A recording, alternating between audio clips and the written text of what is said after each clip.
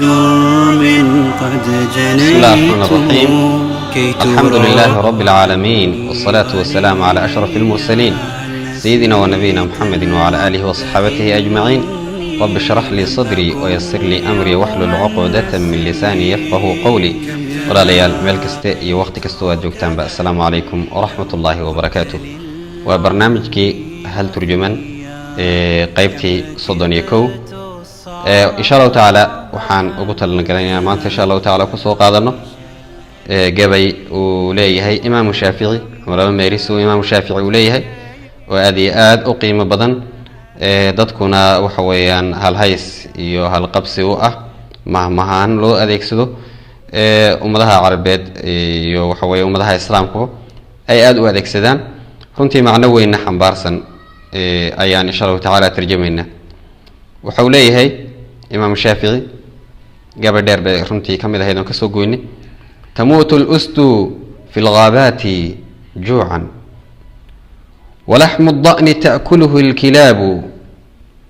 تموت الأسد في الغابات جوعا ولحم الضأن تأكله الكلاب. وعبد قد ينام على حرير وذو نسب مفارشه التراب.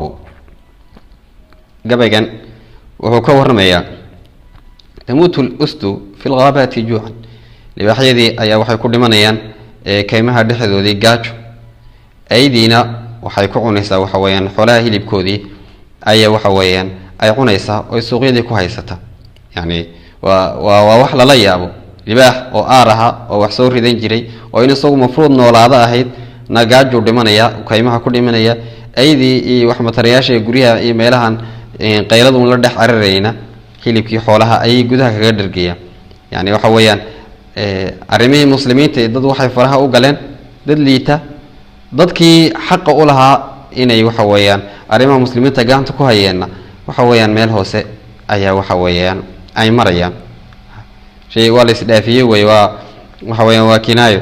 wa abdun qad yanamu ala haririn halaga yaaba inuu mid adoon aha oo hooseeyay inuu isagu xariir ku jeefsanayo xariir iyo sariir dahab oo ku jeefsanayo wadu nasabin ki xorta ahaa nasabka wanaagsan ka soo jeedina mafaarishuhu turabu aw ciida ay furaash u tahay oo ciida goglanayo yani sidii ay noloshu inay u socoto ahayd mafruudka ahayd geesigu waxa weeyaan inuu dherga ahayd inuu maamul ahayd inuu hogaansho ahayd ma jirto cagsigii bay noqotay doqonkii baa hogaaminaya ummadihii muslimiintii oo ayahoogii ka talinaya jaahilkii ayaa raba waxa weeyaan inuu umuurtii diinta ee dadka muslimiinta uu ka hadlo markay arimahaas oo dhan isdhaafeen yani waa iska dabiici waxa weeyaan midkii liitay inuu dhergo waxa weeyaan ninkii ahlu sharafka ahaa iyo ahlul xikma meesha uu ku gaajoodo.